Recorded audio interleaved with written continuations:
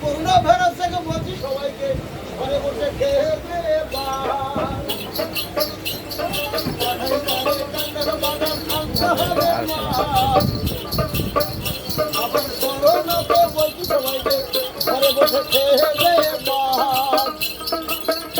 আবার এই সময় তো সেলুনে গিয়ে দেখছি নাপিত বাবু সাবান লাগাচ্ছে বাড়িতে। আরে বাউল এলো বাড়িতে।